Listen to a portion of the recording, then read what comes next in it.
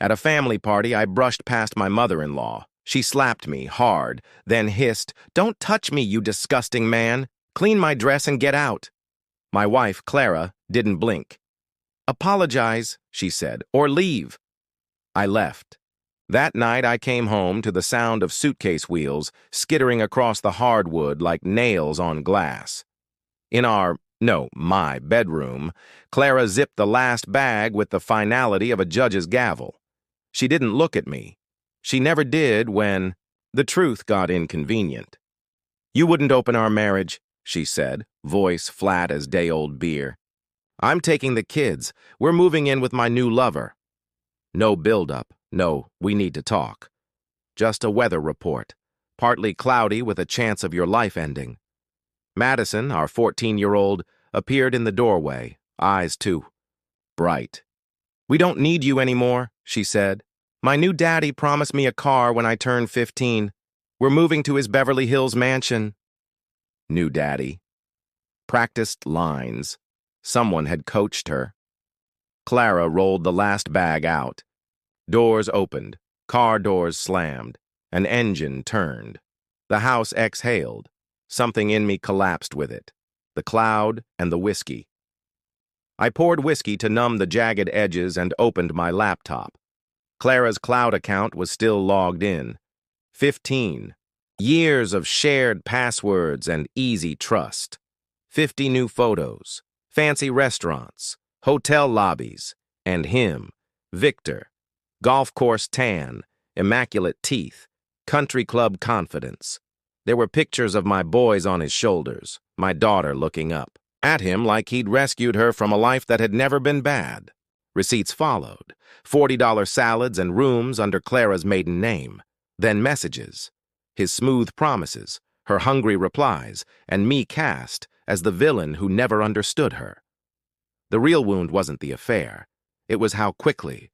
My daughter was taught to applaud my replacement.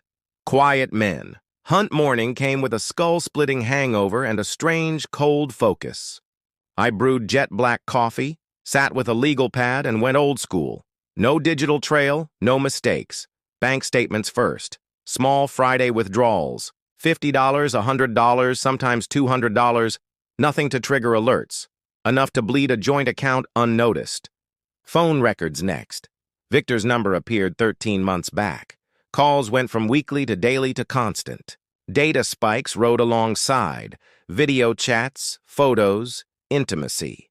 Then I researched Victor. Public records are a miracle if you're patient. Beverly Hills address, assessed at $2.8 million, behind on property taxes.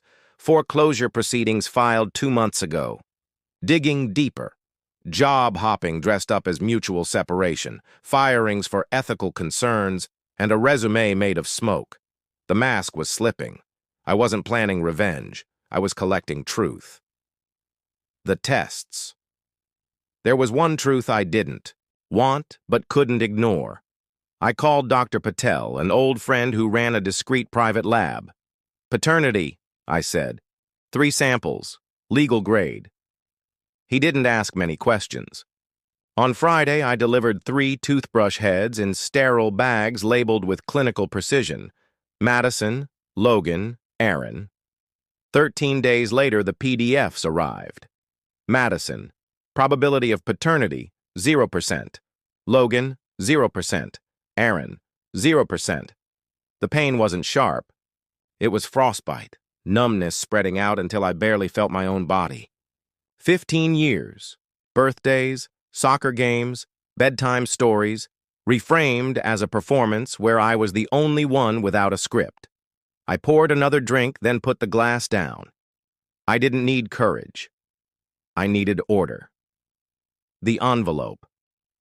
When Clara called, voice tremoring, pretending it wasn't, she suggested coffee in Westwood, somewhere public, somewhere civil. Saturday at 2. Perfect.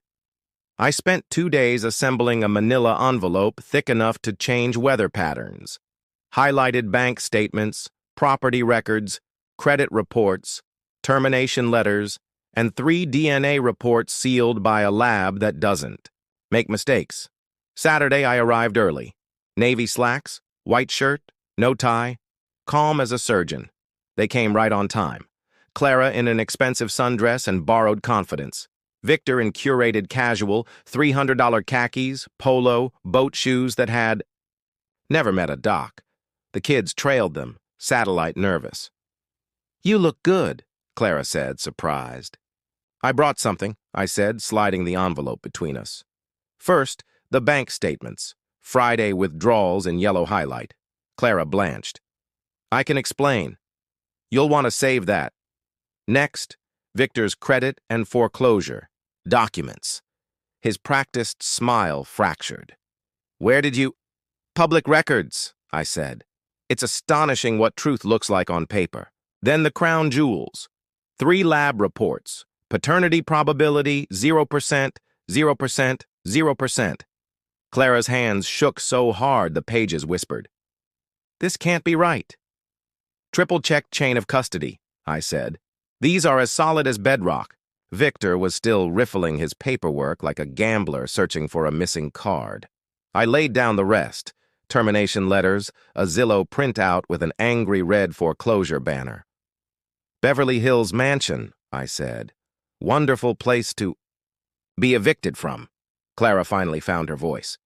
"How long have you known?" "About the money?" "Weeks. His finances and jobs?" "Same." "The kids?" I let it land. "2. "And you said nothing?"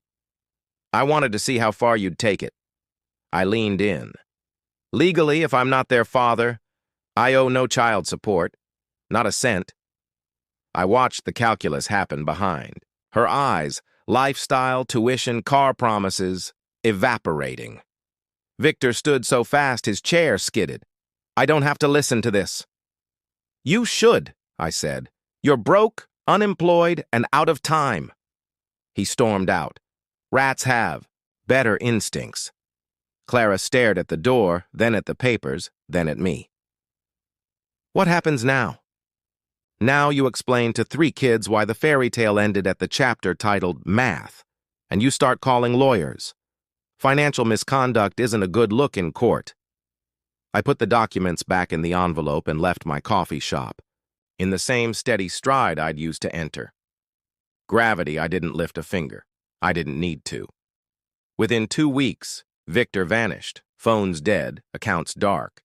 The mansion sold at auction for 60 cents on the dollar.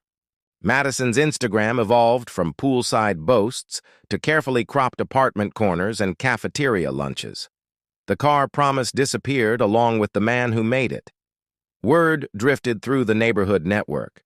Clara downsized again, then again. Private school reverted to public. She took a call center job. She tested the waters with friends to see if I might reconsider for the kids' sake.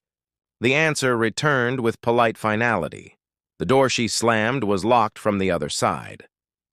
Aftermath. 6 months later, the divorce was inked. No alimony circus, no custody battles. The court read the reports, the facts did the talking. I kept the house I'd paid for. Peace returned like a sound you forgot you missed. The kids? Legally not mine. Emotionally not so simple. You don't switch off 16 years of bedtime stories and scraped knee bandages. I set up 3 irrevocable trusts for their education. Money Clara can't touch. Gifts with no strings and no leverage. They didn't choose any of this. I redecorated. Not to erase, but to reclaim. The old bedroom became my office. The living room turned reading room. I started dating slowly, cautiously, coffee and honesty. Dr. Sarah Chun, a professor with her own scars, made me laugh the first night in a way that didn't feel like a betrayal of anything. People ask if I'm angry, if I want to ruin Clara. I'm not and I don't. Revenge is attention, and I'm done spending any on her. She wanted freedom from me. She has it. So do I. The quiet. On a Sunday morning, rain stitched the yard together. I folded the paper, rinsed my mug, and listened to the quiet. Not the echoing kind you get after a storm tears the roof off, but the soft kind. The kind you earn by telling the truth and refusing to live inside someone else's lie. Clara thought rolling those suitcases across our floor would end me. Instead, it ended the performance. The door behind me is closed, dead-bolted, welded. I'm still here, breathing, building something honest. And when gravity does the rest, you don't have to push. You just have to stand clear.